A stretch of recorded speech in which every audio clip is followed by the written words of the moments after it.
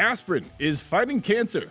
Local pharmacies are fighting back against unfair business practices, and we remember a true legend of health providers. You're listening to RX Report, where you get your health, your news delivered, and that is just some of what we're talking about today. It's Friday, February 7th, here in the home of pharmacy at the American Pharmacists Association here in DC. I'm your host, Manuel. So, be sure to click that like and subscribe button for more RX Report, and let's dive in.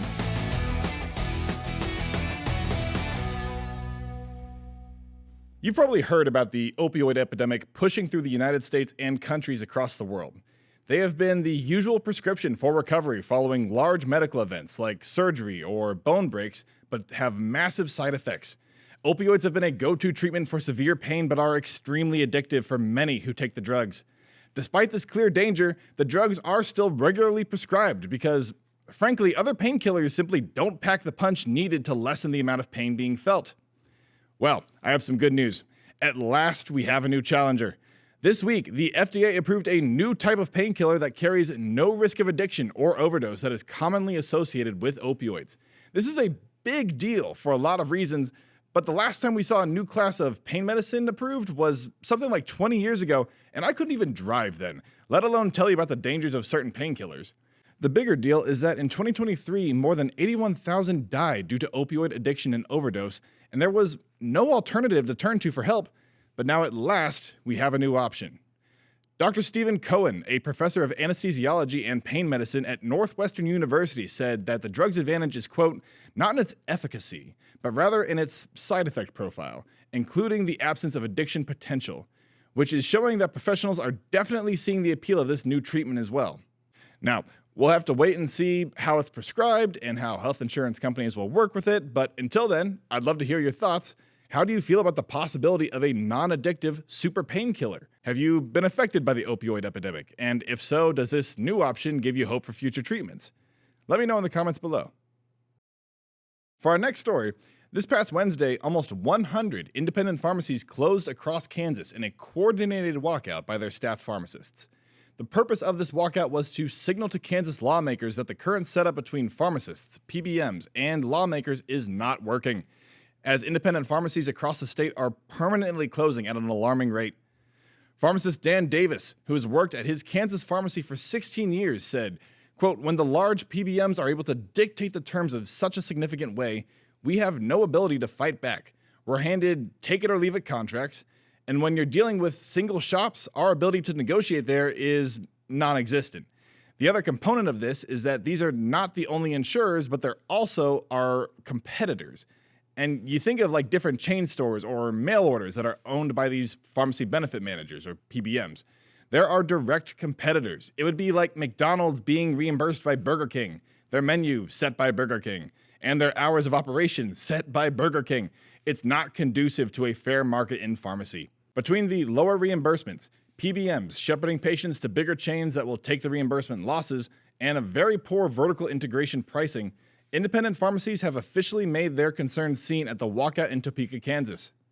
In response, PCMA, an association that represents PBMs, said that the study by the FTC that showed PBMs profiting at the expense of patients and independent pharmacies was using cherry-picked case studies while overlooking data supporting the use of PBMs.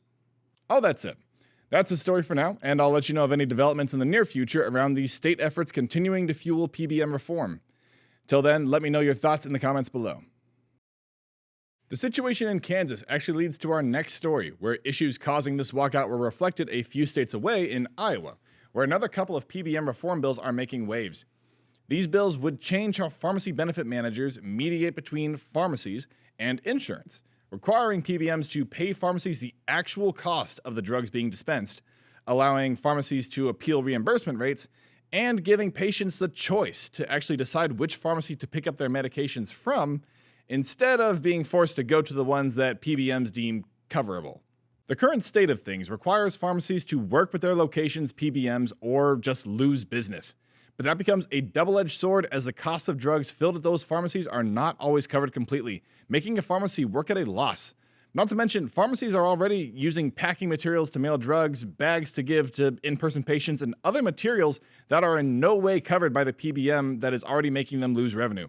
The CEO of the Iowa Pharmacy Association, Kate Gaynor, said that at least 40% of prescriptions sold in 2024 were sold at a loss, greater limiting pharmacies' ability to survive in an ever-complicated health market. We'll have to wait and see if these bills get passed, but until then, I'd love to know your thoughts. What do you think about the way PBMs are affecting the pharmacy life cycle and patients simultaneously? What changes, if any, do you think should be enacted? As always, let me know in those comments below. Now, at last, I have a special surprise for everybody watching. We are doing our first interview here on RX Report. I'm joined by Angela Walker. She's the Associate Director of APhA Marketing. Angela, you're here to talk to us about the annual meeting. Thanks so much for coming on. Welcome to the show. Thank you. I am so excited to be here, Mason. Well, we're excited to have you here. So we have a lot going on in the next few months, but it's all coming to a head in March. We got a lot moving up to the event, but it is all happening in Nashville at the annual meeting for APhA. You're going to have people from all walks of pharmacy life here. We're going to have technicians, legislators, student pharmacists, pharmacy owners. I mean, that's a lot of people. What's the big draw for everyone? That's a great question, Mason. I would say, first of all, networking, an opportunity for them to network with their peers from across the country. Of course, education, the opportunity to get CE credit, and also to innovation, especially getting a chance to go to our exhibition hall and meet with over 100 exhibitors. So I think those are all big draws for people who come to our meeting. And like seeing the innovation from those 100 exhibitors. Yes. That's pretty cool. All right, so the show is in Nashville, which I personally can't wait to go to. That's my old backyard. You'll find me in Grand Ole Opry territory anytime. But with all of this going on in Nashville, besides the annual meeting, what is the number one thing I should be seeing while out there? Well, it's funny because Nashville is known as Music City, of course, but there are a lot of other great things to do. Nashville offers great food, a rich cultural history, also sports. Yeah, a lot of sports, yeah. Lots of sports, and some notable Instagram-worthy spots to take like photos or film a reel. So there's a lot to offer in Nashville. Like Taylor Swift took her first steps here, so like get you a selfie. All right. Good to know. And I know that we are not far from the annual meeting. It is right around the corner. So registration's open right now. Where can people register and like save money on registration? Registration is open right now. It is for early birds. So if you have not registered, it is not too late to save. So I would say come to our website. Which you can see at the link below. Yes. Come to our website, go under attend, and hit registration and log in. It's not too late to save. It's not too late to get early bird registration. So take advantage of those savings while they're there. But yeah, and after you register, take a look at all of the other great things that are happening at the meeting and go ahead and put together your schedule while you're there. We have the full schedule up as well, so people can take advantage of that right after they register. Sweet. Okay. I mean, it sounds easy and convenient. Like I love when a plan comes together and like just seeing all the pieces all become one. But all right, so I will go check that out. I'll see you there. You can find us there. I'll be at the Experience Zone and we'll be mingling around throughout the entire weekend. But Angela, thank you so much for coming on the show. Really appreciated having you, and we'll definitely have you again sometime. Thank you again, Mason. I had a great time. Now, it's time for some quick stories on quick doses. For our first dose, in a world filled with crazy expensive drugs to cure and treat common to complex diseases, it is the humble aspirin that comes to save the day in our next story. In a new study, patients that received 160 milligrams of aspirin daily had a 50 to 60% lower risk of recurrence of colorectal cancer. 50 to 60. That is a heck of an improvement for a drug that you can get over the counter for $5. Dr. Pamela Coons of the Yale Cancer Center said that this finding is, quote, also an example of repurposing a safe, inexpensive, and globally available drug, and it stresses the importance of upfront genomic testing in colorectal cancer. Now, it is weirdly refreshing to find that something that has been around for quite some time and easy to get a hold of is so effective at stalling or mitigating such a devastating disease. It's like if we found out dirt could solve the energy crisis or world peace or something. Either way, great news. For our next dose, recently, President Trump announced that tariffs against Mexico and Canada would be implemented, only to then later delay them quickly after the announcement. Though the economic effects of these proposed tariffs are being debated, many are worried that these tariffs would heavily damage pharmacies' business. Roughly 10% of drugs found in American pharmacies are actually made here in America, with the remainder shipped in from Mexico and Canada, as well as other countries. As we mentioned earlier, pharmacies are already operating on a loss for many of the drugs they fill. So, with tariffs poised to hypothetically raise the price of many of these prescriptions, pharmacists are understandably worried about if the reimbursement rates will match the increased costs. Pharmacist Christy Harrison had this to say on the matter. With tariffs being added to the pharmaceuticals, we're already getting insurances not reimbursing us for the full amount. How is that possible? How does that even, why are they not paying for the full amount? They're not paying for the full amount of the medications that we are paying. So the increase in prices is going to cause pharmacies to not be able to service patients. To mitigate this danger, some companies are stockpiling medications as much as they can to prepare for the change. Former APhA Board of Trustees member Dan Buffington was also featured on this topic, saying this on the matter. Pharmaceutical wholesalers, the supply chain pathways in the United States are already doing that for patients and communities' behalf, trying to get as much of a protected inventory as they can. Now, as for what will happen, we'll have to wait and see how tariffs will affect the pharmacy system moving forward. But until then, let me know what you think about how these tariffs are going to affect the pharmacy life cycle at all.